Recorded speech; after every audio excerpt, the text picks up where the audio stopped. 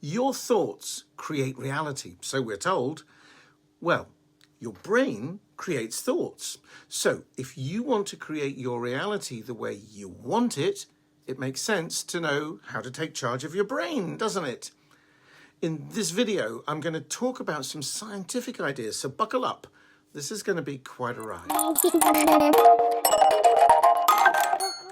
If you're new here, hi, I'm Trevor, former psychotherapist and one-time broken-hearted guy turned manifestation expert who figured out the no-nonsense truth about how the law of attraction really works, and it turned my life around. I've manifested a Mercedes and all the cash for it in a day, a loving wife whom I met and married in 2006, and recently I manifested over $1,100 in a weekend from scratch. Nowadays, I help people like you master the law of attraction for success with money, love, and life in general through my videos, books, and online programs. If you'd like to know more about my unorthodox but highly effective approach to the law of attraction, you can download my free book, Let's Manifest a Ferrari. There's a link in the description below this video. When I first came across the idea of the law of attraction back in the early 1990s, long before The Secret, I was taught that our thoughts and beliefs create our reality. On the face of it, that seemed very simple. I could choose my thoughts. As a psychotherapist, I've been aware of that fact for years. If you want to think of a sunny day at the seaside, you can.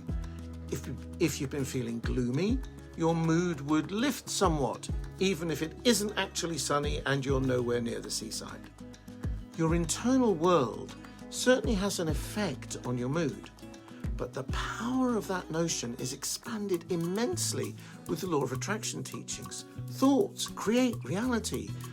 You will no doubt have heard the phrase, thoughts are things, probably many times. Trying to make sense of that leads us to some serious questions. What exactly is reality? Surely you or I aren't responsible for creating the physical world we experience with our five senses. What about your own body?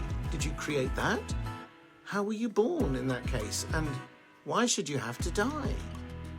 And if thoughts really are things, what's a thing? I'd always conceived things to be material objects like my dining table or a galaxy. Precisely what power do these apparent thought things have over our personal reality? See, it's pretty tricky.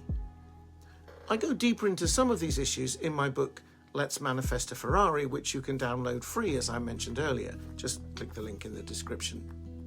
Now, let's see if we can get a bit more scientific about this. Let's go back to the question of what reality is. Most of us go about assuming that there's little old you and me, and then there's everything else which is out there. When something out there intersects with or impinges on our life, we say it's happening to us.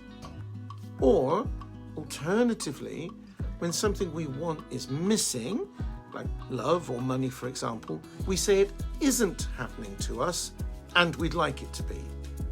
In that way of looking at things, there's all of us who individually have an internal world, and we all more or less share an external world, which we collectively refer to as reality.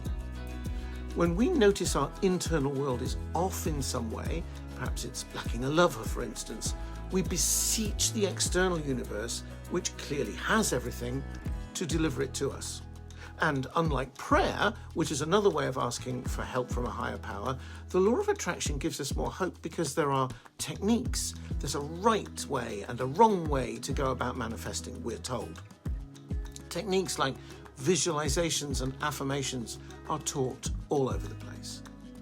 But who or what are we addressing exactly? And how do we know that whatever it is requires us to visualize it a certain way or recite affirmations so many times? How are we supposed to know if we're doing it right?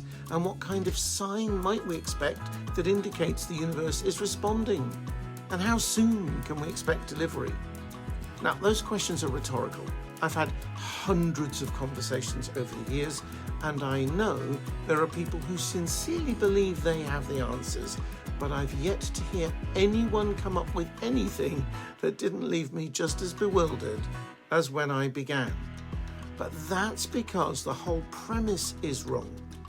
There is a scientific way to look at this, and to me, it affirms that the law of attraction really does work. In order to explain it, I'll be referring to the work specifically of Dr. Tara Swart, whose book, The Source, goes deeply into these ideas. And yes, Dr. Swart is a proper scientist, a neuroscientist to be precise. First, let's hark back to the question of what reality is. I'm going to suggest that we replace the word reality with experience. After all, when you or I want to manifest something, isn't it always the case that what we're trying to do is to change our experience of life as it is in that moment? I'm lonely and I want someone to love isn't everyone's reality, is it? Nor is I don't have enough money and I want to be rich, since there are plenty of rich people and many others, like me for instance, who feel they do have enough money. To go one step further, there are also plenty of people who are single and perfectly happy with their situation. And I've heard of many people who have very little in the way of material goods, but are not seeking to change their lot. Experience, it turns out, is always an inside job, and there's nothing you can have in life except experiences, which means that all of your reality is 100% created inside your mind.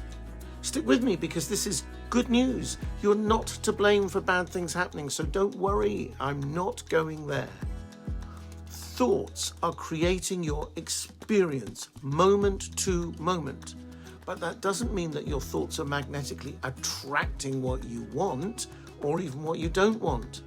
I've never heard any scientist say that thoughts are magnets for things and people. Sure, they vibrate. Thoughts are energy, but that doesn't make them magnetic. However, Dr. Tara Swart speaks of the brain's plasticity, its ability to change, which many of us know of because of stories of people who've suffered brain injuries and who regain skills or abilities because another part of their brain takes over. In terms of visualization, what Dr. Swart explains is that when you repeatedly visualize an outcome you desire, your brain begins to perceive that outcome as more possible, more easily achievable. In other words, visualization can lower your resistance and fears, and your brain will begin looking for pathways to get what you want. It doesn't mean that visualizing causes manifestation to occur, any more than not visualizing means that manifesting won't occur. She speaks of something she calls cognitive bias modification, which is a bit jargony. In plain English, what she means is that as we keep dwelling on an outcome, which I call setting an intention, your brain biases itself towards finding ways to make that happen and can overcome previously held negative biases or negative beliefs, if you prefer, so that a pathway you desire is more likely to reveal itself. This is a similar phenomenon to what happens when you get a new car. Suddenly, that exact make, model, and even colour of car are everywhere, whereas you'd never noticed even one before. Notice that Dr. Swart never speaks of manifesting as any kind of magnetic attraction of things or people. On the other hand, she says that a common reaction to change or new experiences is to see them as a threat. So we experience fear and resist the new things.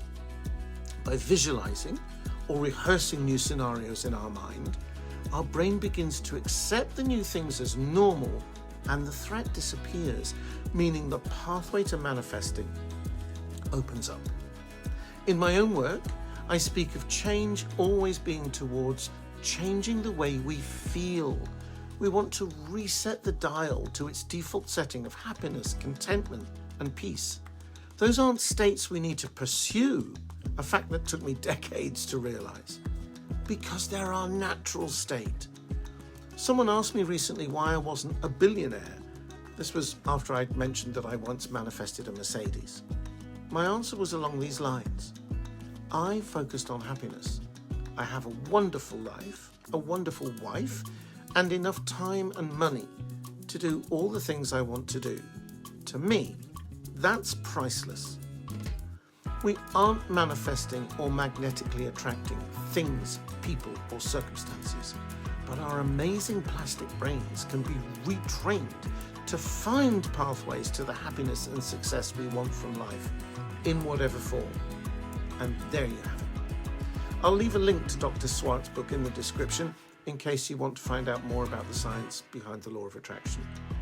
If you want to skip to a purely practical manifesting process, then I strongly encourage you to watch my video on instant manifesting, where I explain my very simple two-step process for getting whatever you want, yes, instantly.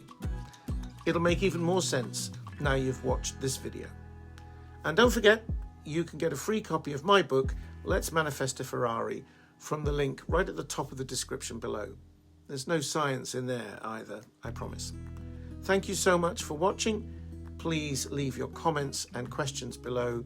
I do try to read and respond to them all, and I look forward to seeing you again very soon in another video.